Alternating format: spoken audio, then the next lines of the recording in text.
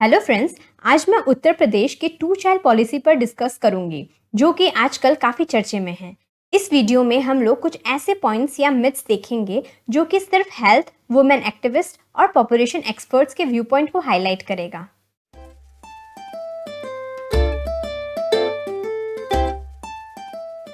उत्तर प्रदेश की जनसंख्या भारत में सबसे ज़्यादा है। इसको ध्यान में रखते हुए वर्ल्ड पॉपुलेशन डे के दिन उत्तर प्रदेश के chief minister Adityanath Yogi population policy को प्रपोज किए। उनका कहना कि डेवलपमेंट ना होना और सोशल इनइक्वालिटी बढ़ने का सबसे बड़ा रीज़न पॉपुलेशन एक्सप्लोजन है। ठीक उसी दौरान स्टेट लॉ कमीशन ने उत्तर प्रदेश पॉपुलेशन बिल को भी प्रपोज किया।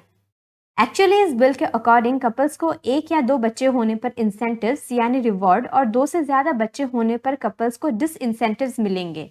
इंसेंटिव्स जैसे कि गवर्नमेंट एम्प्लॉय को 2 एडिशनल इंक्रीमेंट्स मिलेंगे उनकी सर्विस के दौरान।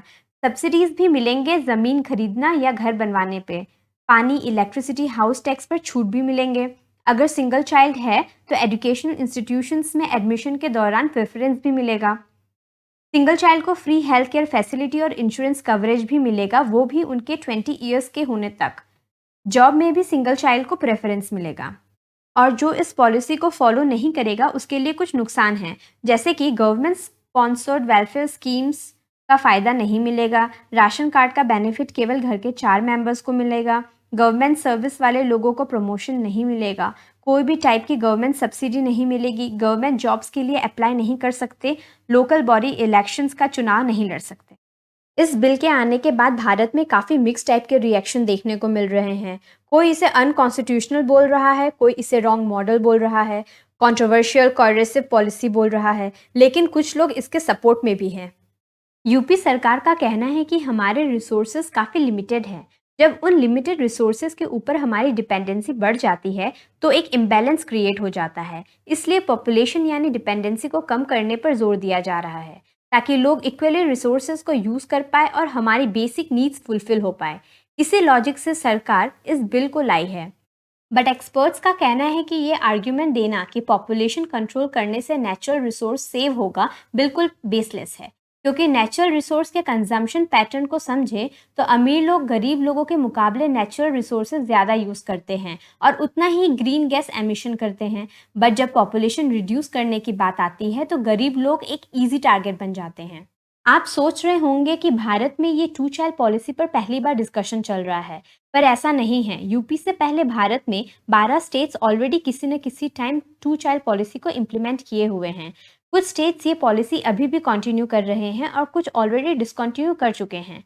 असम और कर्नाटका फिलहाल टू चाइल्ड पॉलिसी को इम्प्लीमेंट करने में जुटे हुए हैं। बिहार, हिमाचल प्रदेश, मध्य प्रदेश, राजस्थान, हरियाणा, आंध्र प्रदेश, उड़ीसा, छत्तीसगढ़, महाराष्ट्र और उत्तराखंड टू चाइल्ड पॉलिसी को ऑलरेडी इम्प्लीमेंट कर चुके हैं। लेकिन मध्य प्रदेश, छत्तीसगढ़, हरियाणा, हिमाचल प्रदेश को इस पॉलिसी से कुछ खास फायदा समझ नहीं आया, इसलिए बाद में इस टू चाइल्ड पॉलिसी को हटा दिया गया। सारे स्टेट्स पॉपुलेशन को कम करने के लिए वहाँ के फर्टिलिटी रेट को कम करने पर जोर दे रही है। चलिए अब जानते हैं कि फर्टिलिटी रेट क्या है और इसके पॉपुलेशन ग्रोथ से क्या कनेक्शन है। फर्टिलिटी रेट मतलब ऑन एन एवरेज एक वुमेन कितने बच्चों को जन्म देती है। जब वुमेन कम बच्चों को जन्म देगी तो पॉपुलेशन भी कम होने लगेगा। इसी कैलकुलेशन के अकॉर्डिंग उत्तर प्रदेश के गवर्नमेंट फर्टिलिटी रेट को कम करने की बात कर रही है और टू चाइल्ड पॉलिसी लाने पर फोकस कर रही है।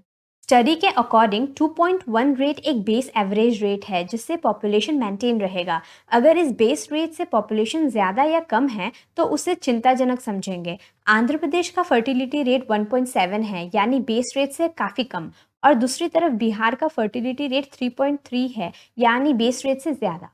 काफ़ी एक्सपर्ट्स का कहना है कि भारत में पॉपुलेशन कंट्रोल लॉ की खास ज़रूरत नहीं है क्योंकि पॉपुलेशन राइज का ट्रेंड ऑलरेडी काफ़ी स्टेट्स में घट चुका है।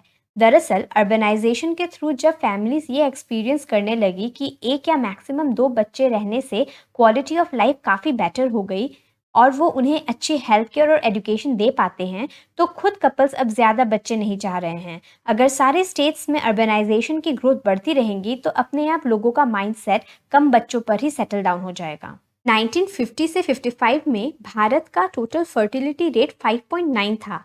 1975 में इमरजेंसी के दौरान हुए फोर्स स्टेरिलाइजेशन के बाद ये रेट काफ़ी तेज़ी से गिरा और 2016 में फर्टिलिटी रेट 2.3 तक हो गया था। एक्सपर्ट्स का माने तो 2025 तक फर्टिलिटी रेट 1.93 तक गिर सकता है। ये हुआ ओवरऑल इंडिया का बात। अब उत्तर प्रदेश की बात करें तो 2000 में जो फर्टिलिटी रेट 4.7 था, अब 2021 में घट के 2.7 पर आ गया है। अभी भी आइडियल फर्टिलिटी रेट जो कि 2.1 है, उसके मुकाबले यूपी की फर्टिलिटी रेट ज़्यादा है। यूपी गवर्नमेंट इस बेसिस पर फर्टिलिटी रेट को डिक्रीज करने पर जोर दे रही है। एक्सपर्ट्स के according population control law future में इम्बैलेंस का प्रॉब्लम ला सकता है। एग्जाम्पल के तौर पर हम चाइना का केस देख सकते हैं। चाइना ने 1980s में वन चाइल्ड पॉलिसी को एनफोर्स किया था, लेकिन यंग जनरेशन के ऊपर एजेड डिपेंडेंस का ओवरबर्डन के कारण 2016 में चाइना को पॉलिसी हटाना पड़ा। एक्चुअली एक आदमी पर उसके पेरेंट्स और ग्रैंड पेरेंट्स का डिपेंडेंसी बढ़ता जा रहा था, जिसके चलते चाइना में इनकम कम जनरेट हो रहा था और एजेड लोगों के ऊपर मेडिकल एक्सपेंसेस ज़्यादा हो रहा था। उसके अलावा वर्किंग एज ग्रुप के लोग एकदम कम हो गए थे, जिसके कारण लेबर सप्लाई में नेगेटिव इम्पैक्ट पड़ने लगा था। जब 1980s में वन चाइल्ड पॉलिसी इंप्लीमेंट किया गया, तब फर्टिलिटी रेट 2.61 था, बट अब ये फर्टिलिटी रेट गिरकर 1.69 हो गया है।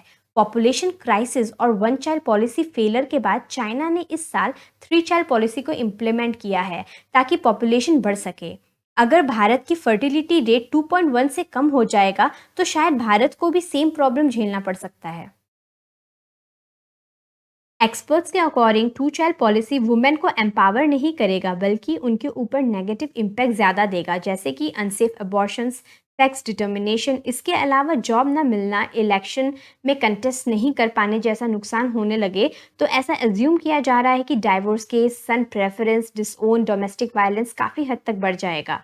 काफ़ी स्टेट्स में इलेक्शन लड़ने के लिए फादर्स अपने बच्चों को डिसोन किए हैं। बट साउथ इंडिया के केरला, कर्नाटका और तमिलनाडु में बहुत तेज़ी से टोटल फर्टिलिटी रेट गिरा है, वो भी बिना किसी स्ट्रिक्ट पॉलिसीज़ के। बस इन स्टेट्स ने एजुकेशन और अवेयरनेस पर फोकस किया था।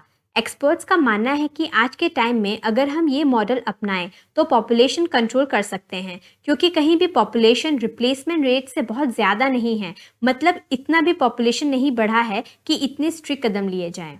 एनालिस्ट के अकॉर्डिंग ये एक ओपन एंडेड क्लॉज है, जहां तीसरा बच्चा कंसीव होते ही right to education, housing, social security scheme सब कुछ डिनाइड हो जाएगा। मतलब बच्चे आंगनबाड़ी और मिड डे मील को एक्सेस भी नहीं कर पाएंगे। एक्सपर्ट्स ये भी कह रहे हैं कि अगर सब्सिडाइज्ड राशन केवल घर के 4 मेंबर को मिलेगा तो ये क्लियरली फूड सिक्योरिटी एक्ट का वायलेशन है। इससे शायद hunger, malnutrition, rise in child mortality rate का भी प्रॉब्लम हो सकता है। इसके अलावा वॉलंटरी स्टेरिलाइजेशन कराने पर प्रमोशन, इंटरेस्ट फ्री लोन जैसे इंसेंटिव्स मिलते हैं। इससे वुमेन एक्टिविस्ट अंदाज़ा लगा रही हैं कि शायद वुमेन पर फोर्स स्टेरिलाइजेशन का प्रेशर डाला जाएगा। नेशनल हेल्थ मिशन के रिपोर्ट में देखा गया है कि 93.1% स्टेरिलाइजेशन वुमेन करवाई हैं। इसलिए कहा जा रहा है कि पॉलिसी का बर्डन सबसे ज़्यादा वुमेन पर ही पड़ेगा। इस पॉलिसी से बिल्कुल अलग अटल बिहारी वाजपेयी का टारगेट फ्री अप्रोच था, जिसमें सिटीजन को फैमिली प्लानिंग रिलेटेड इन्फॉर्मेशन जैसे कि कॉन्ट्रासेप्शन और वॉलंटरी स्टेरिलाइजेशन के बारे में अवेयर कराया गया था। Uttar Pradesh state law commission ने फर्स्ट ड्राफ्ट बिल को ही रिलीज किया है अभी तक। ये तो फर्स्ट स्टेज था जिसमें पब्लिक से ओपिनियन और सजेशंस मांगा गया था। लगभग 8500 सजेशंस आई हैं कमीशन के पास। जब फाइनल ड्राफ्ट तैयार हो जाएगा, फिर इस बिल को स्टेट लेजिस्लेटिव असेंबली में पास कराया जाएगा और गवर्नर के एसेंट के बाद ही गैजेट नोटिफिकेशन में आएगा। ये एक लंबा प्रोसेस है फिलहाल। आई होप आपको इस वीडियो के ज़रिए पॉपुलेशन बिल के बारे में बहुत कुछ जानने को मिला होगा। आप भी मुझे कमेंट करके बता सकते हैं कि आपका इस बिल पर क्या राय है।